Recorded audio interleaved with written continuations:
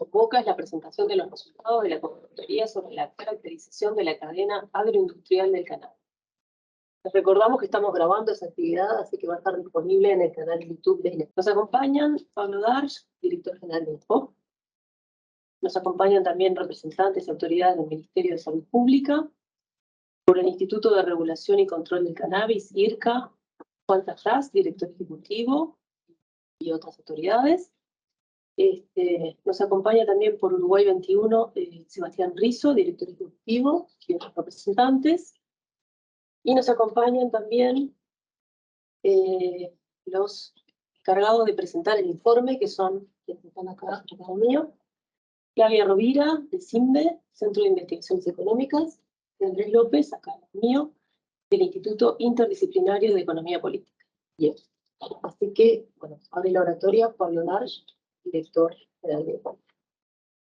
Bueno, muy buenos días a todos. Simplemente saludarlos, darles la bienvenida. Estábamos conversando con Juan cuando empezamos a ponerle en cabeza a hacer este informe, y fue a mediados del 21, así que es un proceso largo, que tuvo toda una parte previa. O sea, no le vamos a endosar a Simpe los 2 años que llevamos, porque eso fue mucho menos. Pero un poco lo que quería simplemente compartir para también significar por qué es acá en INEFOP que hicimos este estudio. Nosotros veníamos desde el comienzo del periodo recibiendo distintas manifestaciones de distintos actores empresariales y también representantes políticos, sobre todo en el interior del país, en el sentido de la importancia de formar gente con competencias que fueran, que serían altamente demandadas por la cadena, especialmente en sus sectores, en su tramo primario.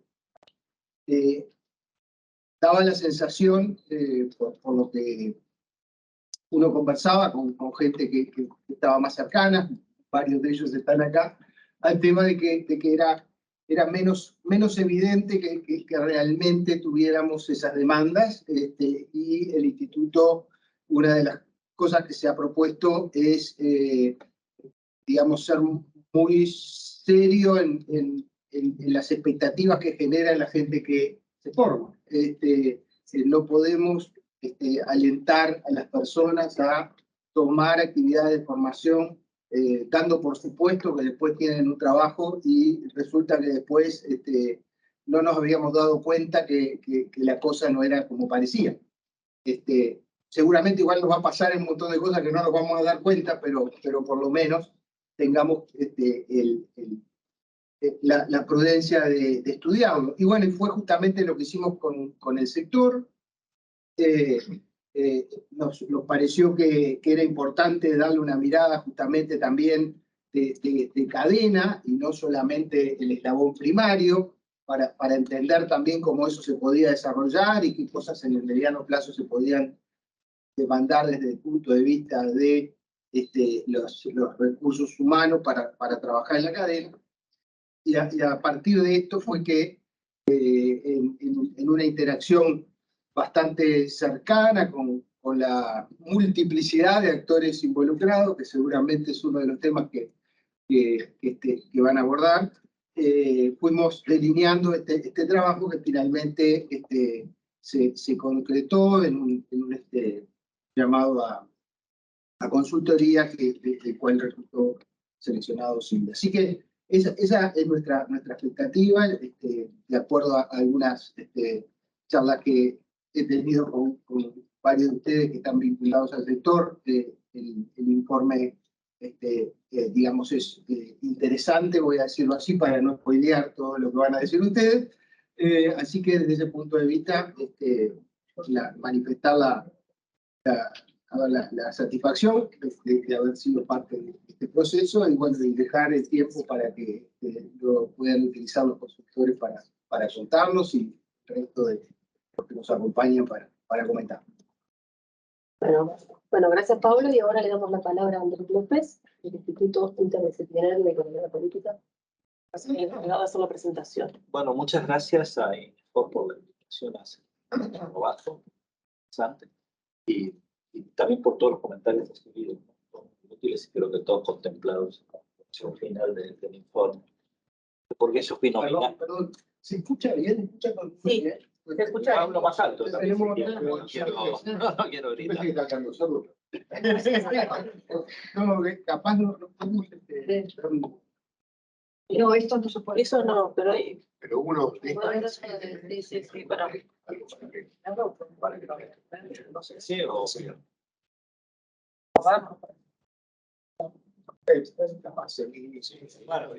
Vamos viendo cómo ok. Primero un poquito más alto. Bueno, decía que gracias por los comentarios recibidos y bueno, me nominaron para presentar el trabajo, no sé por qué. Bueno, ¿cómo está organizada la presentación? Primero vamos a presentar los objetivos del trabajo. Segundo, la metodología que empleamos. Tercero, voy a contar un poquito sobre el panorama mundial y la situación en Uruguay del sector. Por supuesto, asumo que un montón de los que están aquí presentes saben incluso más que nosotros sobre algunos de estos temas, pero bueno, es como para nivelar el campo de juego y mostrar todo el trabajo en conjunto. Luego vamos a caracterizar las cadenas de valor existentes en Uruguay en función de las tareas y las ocupaciones y las perspectivas y desafíos de cada una. A continuación voy a comentar un poco los hallazgos sobre el tema principal, que era el tema de demanda de competencias y brechas de capacitación. Y finalmente voy a comentar un poquito sobre algunos aspectos regulatorios, porque no les va a sorprender y spoileo un poco, pero por supuesto cuando a los empresarios se los fue a contactar, antes que hablar de capacitación querían quejarse de un montón de cosas, ¿no? Digamos, para llegar a la capacitación había que atravesar, ¿no?, una muralla china de quejas. Cogimos, obviamente, porque si no sería fantasioso, ¿no?, el trabajo. No nos pusiéramos eso, lo cual no quiere decir que las validemos, ¿no? Ahí viene parte de la charla posterior, tal vez, ¿no? Y los comentarios recibidos. Y finalmente algunas recomendaciones de política. Bueno, ¿qué hicimos?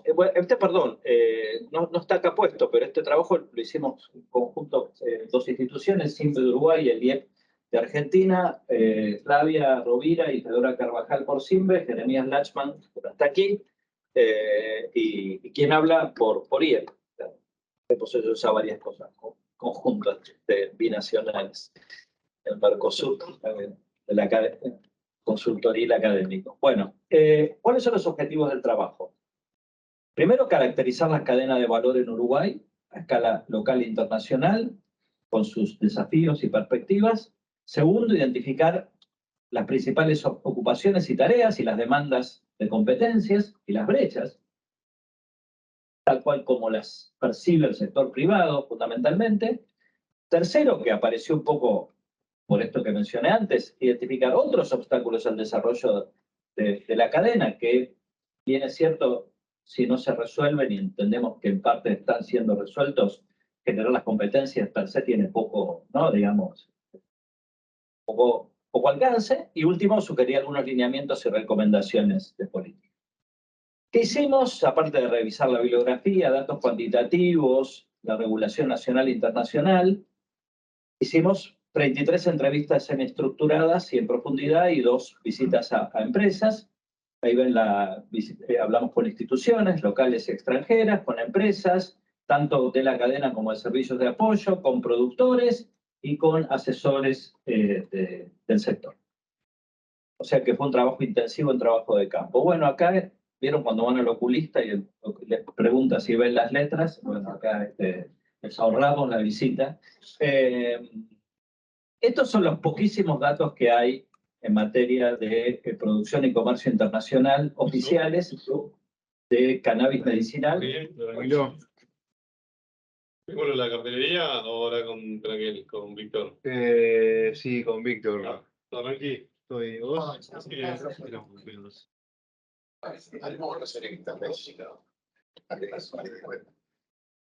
Era conversación.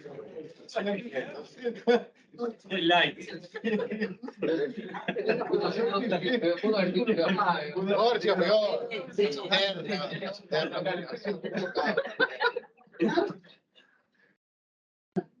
No predica la multiplicación. Ni de esto ni de lo otro. Bueno, seguimos. ¿Querías salir por la duda?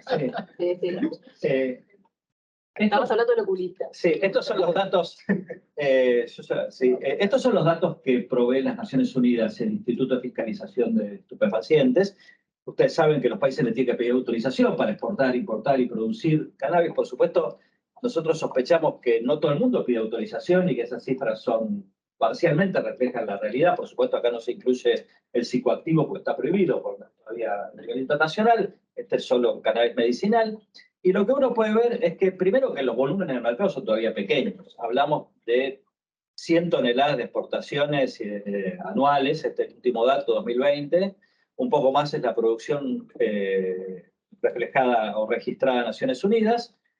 Casi todas las exportaciones las hace Canadá, lo cual no es sorprendente porque es el único país, ¿no? Con unos países más avanzados en materia de regulaciones. Y las importaciones principalmente se hacen en Europa, Alemania, Dinamarca, Finlandia y algo Israel, ¿no? Los mayores productores por lejos son el Reino Unido y Canadá. El resto aporta cifras relativamente marginales, salvo España, ¿no? Y por otro lado, ahí vemos los datos de producción y comercio de cáñamo, ¿no? Como la registra la FAO, que es otro mundo, ¿no? El mundo para usos textiles, alimentarios, etcétera. Y ahí ustedes pueden ver que hay alguna tendencia al aumento en los últimos años, pero realmente no muy significativa y no es clara, ¿no? Digamos, con lo cual, digamos, las cifras ahí no están reflejando todavía mucha vitalidad. ¿Qué pasa después cuando vamos a las fuentes privadas? Ahí hay una base de datos de Crunchbase, que es una consultora, una plataforma de datos, y nos pareció interesante reflejar, ahí ustedes pueden ver el número de empresas creadas en cada quinquenio, ¿no? Y ustedes pueden ver que hay un ascenso importante a partir del 2010, y en el 2020-2022, es cierto, estamos comparando 3 años contra 5, pero tendrían que acelerar mucho para llegar a las cifras, ¿no? De 2010, de 2015. Y esto tiene que ver también, en general, digamos, con un mismatch o desilusión de expectativas entre todo lo que se esperaba que el mercado crezca y lo que el mercado realmente creció a nivel global, ¿no? Digamos, el mismo fenómeno encontramos en Uruguay, se encuentra en Colombia, si van a las últimas cifras de lo que está pasando allá, va a pasar en Argentina también.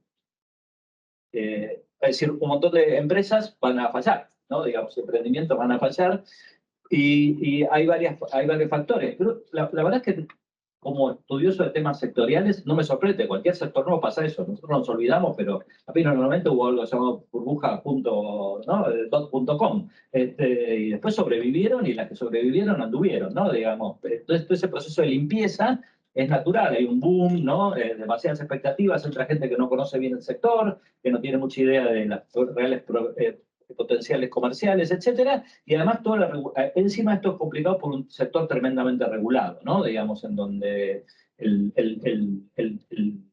digamos, la maraña regulatoria no es propia de Uruguay, porque es una sustancia que hasta hace poco estaba prohibida para casi todo concepto, y por lo tanto las regulaciones están en proceso, y el proceso de aprendizaje, etcétera, involucran múltiples actores. Y de vuelta, no solo aquí, si hiciéramos esta mesa en Canadá, seguramente aparecerían los mismos actores. Nada más que tal vez allá avanzaron un poco más.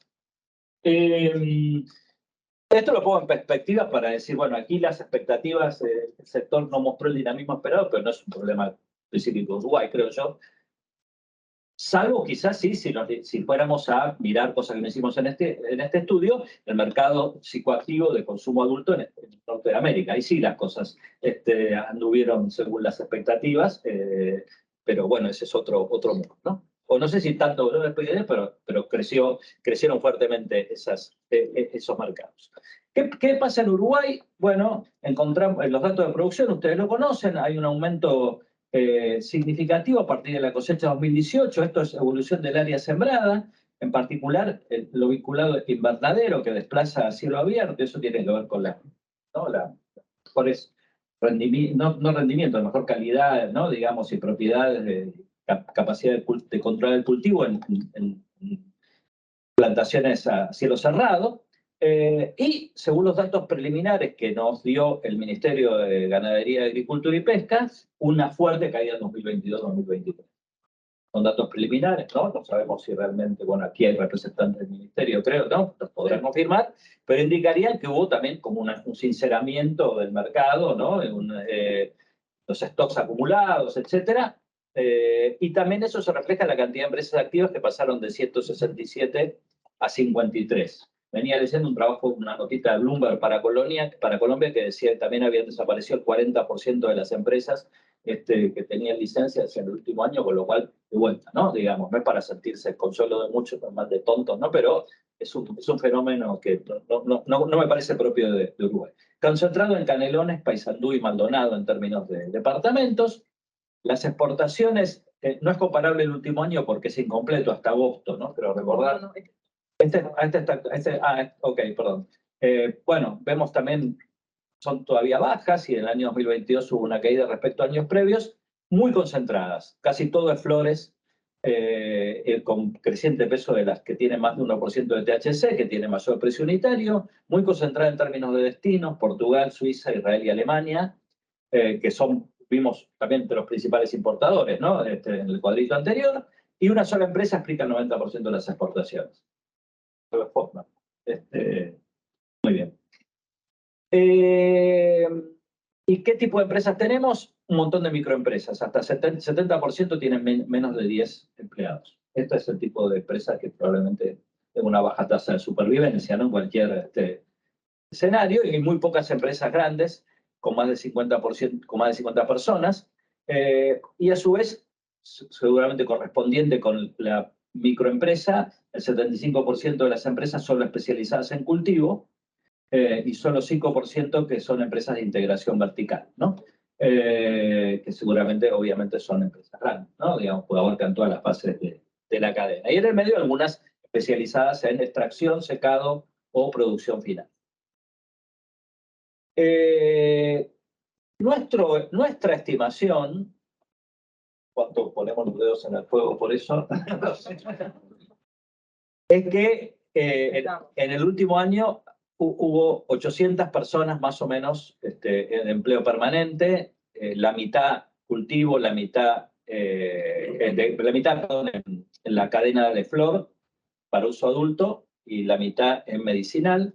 Y el empleo safral fue unas 2.800 personas. Por supuesto, más grande, con mayor peso, un poquito mayor peso de las empresas en la cadena de cáñamo para uso de flor para uso adulto. Estas son las tres cadenas que vamos a mirar adelanto, ¿no? La de cáñamo de flor para uso adulto, no psicoactivo, ¿no? Digo, cáñamo para grano, aceite, fibra, y la de medicinal. Hay 49 empresas con licencias de producción e industrialización, más otras 9 con carácter de broker, en la cadena de cáñamo de flor de extracción de CBD para uso adulto, 8 en la cadena de grano, aceite, fibra, y 30 en cultivo e industrialización asociados a uso medicinal. O sea que el grueso de las empresas, y esto es correspondiente con los datos de empleo, están o en medicinal o en flor para uso adulto con alto contenido de CBD. Bueno, aquí intentamos caracterizar las tareas y ocupaciones. Flavia, si digo alguna barbaridad o me falta algo, corregime. Intentamos caracterizar la cadena. Ahí ustedes pueden ver, ¿no? Que están las etapas, ¿no? Preparación, siembra y cultivo, cosecha, post cosecha y la etapa final de ventas. Y intentamos ver qué tareas hay adentro de cada qué tareas hay en cada etapa de la cadena, ¿correcto? No lo voy a leer en detalle porque sería aburridísimo. Simplemente quiero señalar que lo que hemos podido detectar son las ocupaciones críticas en cada una de estas cadenas. Críticas que no significan necesariamente que haya una brecha de capacitación, no simplemente que es donde no le puedes cerrar, ¿no? Digamos, tenés que hacer las cosas bien. En este caso, la calidad de la flor, y esto es asociado a innovación y a tecnología, es la etapa crítica en las primeras fases. La segunda etapa crítica es la de secado y trimeado de la planta, y finalmente es la etapa crítica al final de la cadena es identificar los canales de venta apropiados, ¿no? Y después vamos a ver cómo esto se refleja en la cuestión de demanda de conocimientos y brechas. En la cadena de granos y fibras de cáñamo, de vuelta aparece como crítica la etapa de adaptación genética y por lo tanto lo que tiene que ver con innovación, etcétera. Y en cosecha y post cosecha aquí la parte crítica es la inversión en maquinaria, ¿no? Que probablemente puede poner fuera de campo a empresas que no tienen recursos para financiar esa inversión. Que entiendo aparte tiene ciertas especificidades técnicas, ¿no? Para que no es maquinaria de uso general. Y finalmente, en la etapa de medicinal, lo que identificamos que la parte crítica es la primera etapa, que tiene que ver con I+D, el asesoramiento técnico y la gestión de los invernaderos y de las plantaciones indoor y la necesidad de manuales de buenas prácticas. Ustedes dirán, bueno, pero ¿qué pasa al final? Lo que nosotros identificamos, pero esto está, ¿no?, sujeto a comentario, es que en realidad lo que tiene que ver con la parte farma y exploración se parece a otras cosas de farma, que ya, digamos, que no puede, digamos, más o menos trasplantar, mientras que la mayor especificidad está en la primera parte, ¿no? Y la necesidad de garantizar, ustedes no necesito, no lo dije, pero necesito contárselos a ustedes, que es una planta complicada, ¿no? Para conseguir la composición deseada, la estabilidad de las líneas genéticas, etcétera, etcétera. De vuelta, no es sorprendente. Hace poco, un colega economista agropecuario, conocido en Argentina, también productor, me decía, la planta de cannabis es como la del trigo hace 5.000 años, no sabemos nada, ¿no? Digamos, antes que, ¿no? Digamos, como el trigo era salvaje, bueno, estamos más o menos ahí. Seguramente va a ser más rápido el proceso de aprendizaje porque tenemos mucho más recursos. Bueno, acá no se los voy a mostrar, porque acá sí les pondría a prueba seriamente vuestra capacidad de leer esto ya cuando llegas a la parte más chiquita, las letras más chiquitas, ¿no? Pero lo que hicimos fue, suponiendo una empresa de cannabis medicinal, identificamos cómo es la estructura de una empresa verticalmente integrada, a la cual debería aspirar a parecerse una empresa que quiera manejarse profesionalmente y exportar, para cumplir con todos los pasos y requerimientos requeridos. Y en el anexo describimos una a uno las funciones en cada una de estas etapas de producción, ¿no? Ustedes solamente les muestro los títulos. Ahí ustedes pueden ver, ¿no? El área, el cargo, las funciones, la educación requerida, las habilidades técnicas, las habilidades blandas y la experiencia. O sea, digamos, todo lo que hemos podido identificar con las entrevistas, más las búsquedas en LinkedIn, ¿no? Y otro tipo de búsquedas de oportunidades laborales. Lo cual creemos que es un insumo interesante que salió del trabajo. Por supuesto, en las empresas pequeñas el nivel de especialización es menor, ¿no? Digamos, y las funciones tienden a ser cumplidas, más de una función por una misma persona. Pero bueno, estamos suponiendo entonces, digamos, cómo se vería una empresa profesional si estuviera verticalmente integrada en la cadena canábica. Vamos entonces ahora a la parte de competencias requeridas y brechas de capacitación que identificamos. Primero, 3 cosas básicas iniciales, como lecciones que aprendimos centrales. Primero, es que las tareas están en proceso de definición, o sea, las empresas también están aprendiendo, ¿no? No solo están aprendiendo porque aprenden a conocer la planta y sus propiedades, sus características, los problemas que emergen, etcétera, lo que nosotros llamaríamos conocimiento tácito, que uno aprende cuando hace algo, ¿no? Y no en un manual. Y además hay las necesidades, las oportunidades de mercado cambian y las marcos regulatorios cambian. Con lo cual, necesidad de adaptación, también las tareas están en proceso de definición porque de repente emergen nuevos requerimientos, nuevas necesidades de certificaciones o los mercados demandan otras cosas, etc. Segundo, predomina casi totalmente la adquisición de competencias in-house. Las empresas le enseñan a los operarios y a los funcionarios lo que necesitan saber. Si lo hacen bien o mal, es otro asunto, ¿no? Pero lo hacen in-house, primero porque desconfían de las capacitaciones externas, o ni en FOP, ¿no? Digamos, pero no, pero puede ser por ignorancia, puede ser ¿no? por una serie de factores, pero básicamente porque creen que se necesitan saberes específicos que otros actores no tienen, ¿no? Digamos, o sea, no están queriendo cosas generalistas, sino cosas muy específicas de la planta que implica que alguien sepa sobre la planta y haya experimentado con la planta y se privilegia eso, ¿no? Entonces es medio como un tema difícil, ¿no? Digamos, para ser capacitar tenés que, ¿no? Digamos, tenés que haber sido capacitado o aprender por las tuyas. Y hay muy poco espacio de cooperación entre privados, entre ellos no arman cosas, ¿no? Probablemente porque desconfían, son empresas nuevas, etc. Y tercero, la necesidad de adaptabilidad a diversas tareas y roles al interior de las empresas. O sea, la necesidad de justamente ante las demandas cambiantes, la necesidad de flexibilidad, adaptabilidad, y que eso involucra más que nada habilidades blandas que han sido destacadas, ¿no? En el proceso de campo, comunicación, trabajo en equipo, creatividad, resolución de problemas. Algunos de ustedes podrán pensar, y mejor que escuchan esto todos los días, que parte de esto es cosa que queda bien decir y que todo el mundo dice ahora con habilidades blandas, pero creemos que algo de eso hay. Bueno, este es un poco más pequeño. Yo tengo un problema de vista, o está titilando una línea. Quería quedar porque si no me llevaban al hospital. Bueno, acá lo que hicimos fue identificar para las etapas de instauración e instalación, o sea, pre-negocio, y para la etapa de cultivo y mantenimiento y cosecha y post-cosecha, digamos, qué tipo de actividades se realizan en cada etapa, qué características, qué conocimientos se requieren, si hay brechas, y qué tipo de perfiles están asociadas a la tarea o ocupación, y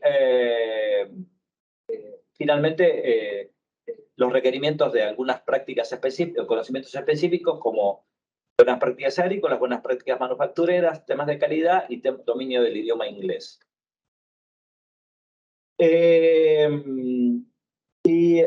Bueno, de vuelta no voy a hablar de esto detalladamente, pero cuando quieran podemos volver a estos dos cuadros. También miramos lo que pasa después de la cosecha, en la etapa comercial e industrialización.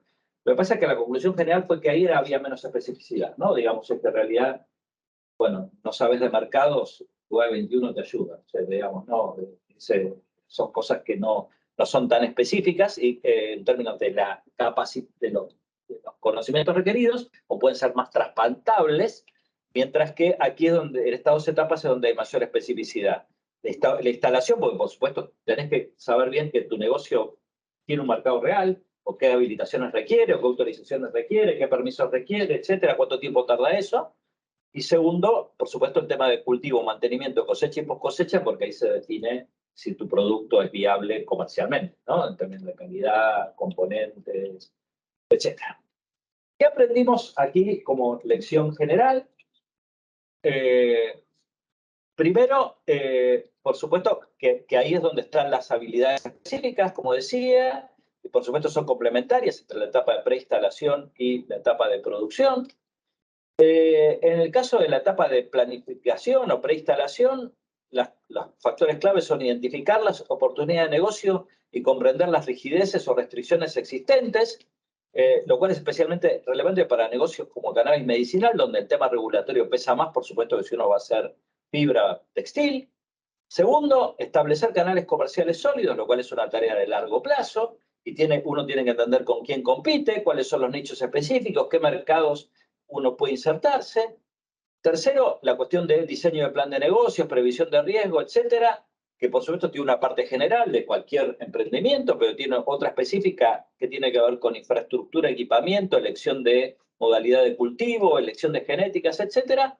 Y luego, cómo seguir el marco regulatorio, ¿no? Porque el marco regulatorio está en constante cambio, ¿no? No solo aquí, está en constante. Entonces, eso afecta a qué negocios uno puede hacer o no puede hacer. Cierra o abre negocios y quién hace ese monitoreo, ¿no? Digamos. Y aquí, por supuesto, para cada firma particular es muy difícil tener una unidad de monitoreo de regulaciones, especialmente si las empresas son pequeñas. ¿Qué pasa en la etapa de cultivo, cosecha y post cosecha? Tenemos los requerimientos técnicos específicos para el manejo del cultivo de cannabis, que es una planta, como dijimos, y ustedes saben, bien complicada. Segundo, hay cuestiones que son críticas para la empresa y requieren conocimientos vinculados a aplicación de insumos, detección de plagas, enfermedades, etcétera. Y en cambio, las tareas de trazabilidad, control de calidad, etcétera, son más adaptables de otras industrias, ¿no? Como la farmacéutica. O sea que aquí, en principio, la cuestión estaría más de vuelta, el manejo de los conocimientos requeridos, referidos a la planta en sí, y sus propiedades y sus cuidados requeridos, etcétera, en estas etapas de cosecha y post cosecha, cultivo, cosecha y post cosecha. Relevamos algunas experiencias nacionales y extranjeras en materia de capacitación. Hay varias en Canadá, Estados Unidos, algunas en Sudáfrica son generalmente privadas y tienen diferentes tipos de características, y hay una nacional que creo que INEFOP, no sé si se puso en contacto o no con el SENA en Colombia, ¿no? Pero se habló de eso, que es el único programa que identificamos de público, lo cual no significa que no existan otros, nosotros identificamos ellos. Pero no es extraño, porque en Estados Unidos el sector público tiene un rol mucho más pequeño, ¿no? Digamos, no, es lógico que no se pongan a hacer capacitación en cannabis, ¿no? En Colombia está esa experiencia que puede ser interesante. En Argentina, por ejemplo, hasta ahora que yo sé, no hay nadie que esté haciendo nada. El spot de allí, que es, ya me voy a acordar, ¿nombre? Creo que no está por ahora activo en esa materia. Bueno, ¿qué pasa con los obstáculos regulatorios? ¿Estoy bien de tiempo? Se quedan 2 filminas igual. Mira, tranquilo. Pero, ¿dónde?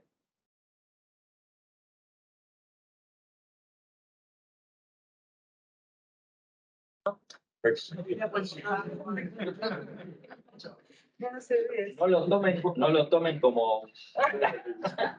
¿No será que no se ve por alguna cuestión de la... ¿No? No, digo que capaz que no hay una... No sé si estaba como animación. Bueno, porque cada una de estas 3 cadenas, caño para uso adulto, grano y uso medicinal, el trabajo detecta una especie de poda, digamos, ¿no? Una suerte de poda, de oportunidades y amenazas internas y externas. Bueno, pero si quieren los podemos discutir, no sé todavía si lo presentamos de memoria, me parece que la tenemos clara. Estoy buscando a ver si te veo. Tengo así adelante si querés y después lo Bueno, veo. después volvemos. Ay, esto está siguiente. Bueno, esto es la percepción de las empresas. Ustedes saben que el deporte preferido de las empresas es quejarse, ¿no? Digamos, entonces, nosotros encontramos esta serie de problemas que fue lo primero que las empresas tenían ganas de contar. Entendemos que los últimos decretos dictados en el 2022 pueden ayudar a resolver varios de estos problemas potencialmente, pero las empresas se quejaron de: no había un mecanismo para registro de fitoterápicos y formulaciones magistrales. Segundo, las flores no pueden ser registradas como productos finales de uso medicinal o terapéutico. Las empresas tenían que exportarlas como insumos. Tercero, las flores con alto contenido de CBD para uso adulto, que pueden ser sustitutos del marihuana o del tabaco, no pueden ser vendidas localmente, ni tampoco pueden ser insumos para la industria medicinal, salvo que el cultivo haya sido habilitado para tal fin. Cuarto, el cannabis medicinal está limitado a productos con bajo contenido de THC, cuando en el mundo hay muchas especialidades con alto contenido de THC habilitadas. Quinto, hay demoras de coordinación entre el otorgamiento de licencias y habilitaciones en los distintos organismos. De vuelta entendemos, por lo recogido en trabajo de campo, que todas estas cosas han sido, o están en camino de ser resueltas, o podrían ser resueltas con cambios regulatorios, el decreto 2022, del Poder Ejecutivo, y creo que también del Ministerio de Agricultura, ¿no? De 2023, ¿no? Y también algunos cambios en IRCA con el que aceleraron el otorgamiento de licencias, etc. ¿Qué cosas aparentemente no estarían resueltas? Son tres. Aunque una es dudosa, que comentábamos, ¿no? Acá está. Muchas gracias, Silvia. Bueno, ahora se los cuento oralmente. Eso porque las mareamos con los PPTs, ¿no?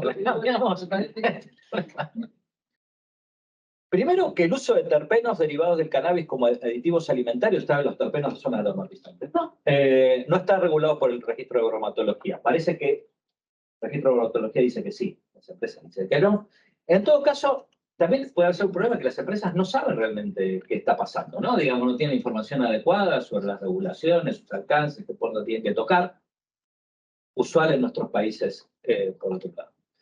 Segundo, y esto entendemos que no, que sí sigue siendo un problema, es que el cáñamo que se usa en productos alimentarios como yerba mate requiere de calidad farmacéutica y por lo tanto es carísimo el proceso de licencia y no te conviene, simplemente. Y luego, que está vinculado con esto, el control de ingredientes farmacéuticos activos para la parte medicinal empieza desde la etapa primaria en Uruguay, mientras que en otros países solo se da en la etapa de secado industrial, lo cual adiciona tiempos, costos a las empresas. En todo caso, todo esto se vincula con que las empresas dicen, tenemos licencias, pero no podemos vender, ¿no? ¿No? El cuento en breve. Esperamos, bueno, estos, ¿no? Digamos, estos nuevos, estas novedades regulatorias 2022-2023 concluyen a resolver la mayoría de estos problemas, al menos los que están mencionados más arriba, pero por supuesto ahora ustedes saben más que nosotros porque están del lado de los que reciben las quejas. Les cuento, lástima no lo pueden ver, pero hay una tablita que habíamos preparado en donde se veían las oportunidades y amenazas externas y las oportunidades y amenazas internas para las cadenas que les mencionábamos. Andrés, igual la presentación después, por eso estamos Sí. aquí, la vamos a hacer ahora, que pongan mail, le enviamos el informe y esta presentación. Sí. En el caso del cannabis, no, porque no quiero ver todo. El uso adulto de CBD es potencialmente una oportunidad. El problema es que para vender en Europa el costo de transporte es alto. Ahora voy a mencionar algo de eso con el tema logístico, porque probablemente ustedes lo conocen. Muchos mercados europeos parecen estar saturados. Los precios internacionales son fluctuantes. Bueno, pero eso es lógico. Los precios internacionales en una industria como esta van a fluctuar por un largo rato, ¿no? Y, sin embargo, habría oportunidades en Estados Unidos y en América Latina, ¿no? Aunque son mercados de menor precio. El mercado interno, como vimos, está limitado por la regulación, que aparentemente estaría en camino de resolverse. La ventaja es que parece que ha habido una creciente tecnificación y estandarización del cultivo de cáñamo para uso adulto con alto contenido de CBD, y el Ministerio de Ganadería, Agricultura y Pesca ha venido apoyando esta cadena, lo cual habría un potencial de venta, de producción, con la capacidad de abastecer mercados y esos mercados se pueden habilitar. ¿Qué pasa con la cadena de cáñamo para grano y fibra? Es la menos desarrollada, pero también pasa en todos lados, ¿no? Digamos, todos pensamos que el cáñamo puede retomar su papel en la industria textil que tuvo tiempo atrás, o puede tener aplicaciones en alimentos, etcétera, construcción. Se ha detectado, ¿no? Un emprendimiento, ¿no? Que aquí en Uruguay, ¿dónde está? Que están avanzando con temas textiles y de bioconstrucción. Por supuesto es un emprendimiento incipiente, pero hay entonces alguna experimentación ahí. El problema es que, como vimos, la tecnología de cosecha e industrialización es más costosa. Y La adopción todavía está como en etapa de experimentación. Claro. No hay todavía más crítica de insumos. Justamente la parte de I+D y adaptación genética, entonces está como arrancada por ese lado. O sea, pero no solo en Uruguay, ¿no? Digamos, y finalmente, con relación al uso medicinal, encontramos como ventaja que ha habido mejoras en los tiempos para los trámites de licencia, además los nuevos decretos que van a facilitar el acceso a mercados. Del lado internacional, el mercado internacional es por supuesto dinámico. Hay mercados en América Latina como Brasil que están en crecimiento, también hay oportunidades en otros mercados de la región, pero por supuesto la competencia es muy alta y las regulaciones internacionales son muy estrictas. Y de hecho, si uno lee, hay algunos países que están adoptando alguna especie de proteccionismo encubierto, ¿no? En este sector, y están como privilegiando, no por vías arancelarias, sino por vías regulatorias, ¿no? Digamos, de demandas de ciertas, ustedes saben, ¿no? Digamos, uno mete 2 o 3 tablas regulatorias y quedan solo los locales compitiendo, que son los únicos que las pueden cumplir. Y esto aparentemente estaría pasando en algunos países europeos. Más, por supuesto, que todavía hay un tabú y falta de conocimiento médico de formación, más que nada, ¿no? Digamos, sobre este tema. Parte de esto se vincula con los otros obstáculos que identificamos, que no tienen que ver con la regulación específica, sino con factores de contexto. No hay temáticas asociadas al estudio del sistema endocannabinoide y uso de los clínicos de cannabis en la carrera de medicina, o es muy pequeña. Hay problemas logísticos. Solo 2 empresas transportan cannabis de uso medicinal desde Uruguay. Esto genera demoras para, si uno quiere, aparte, vender a otros continentes que no sean el europeo. Y está un tema que se identificó en el trabajo para ingreso a zona portuaria franca, que por ahora está limitada a medicamentos de uso compasivo que entran y salen del país, pero podría ser eventualmente aprovechada por empresas uruguayas, ¿no? Gracias. Tenemos el problema de acceso al sistema financiero, que es un problema global. Hay insuficiente información pública de calidad sobre las aplicaciones industriales y medicinales del cannabis, también insuficiente información de negocios, esto según la perspectiva de las empresas. Lo cual hace, por supuesto, uno puede decir, bueno, las empresas, esta información está, no la aprovechan, no sabemos si es la información que las empresas necesitan o no, en fin, hay una cuestión para charlar. Hay actividades de I+D en cannabis, pero por ahora están descoordinadas y hay algunos obstáculos, inclusive éticos o de tabú. Y luego está el tema potencial del turismo canábico, ¿no? Que es sensible, pero es una potencial oportunidad en muchos estados de Estados Unidos. Eso funciona, ¿no? Y terminamos. ¿Cuáles son las recomendaciones y lecciones? Bueno, hay una demanda de formación. O sea, efectivamente hay una, ¿no? No hay conjunto vacío. Hay demanda de formación, especialmente por arrancar en toda la fase de operación de cultivo y cosecha, ¿no? Digamos, en la parte primaria.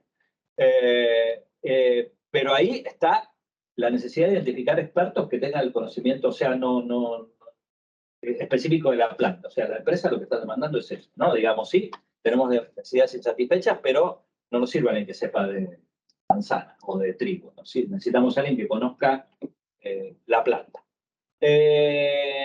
Una cosa que surgió como idea es un sistema de becas o pasantías justamente para que las empresas, para que se forme la gente. Al final del día es un círculo vicioso, ¿no? Solo sabe de cannabis el que trabaja en cannabis, entonces, ¿cómo hacer para que más gente aprenda esto?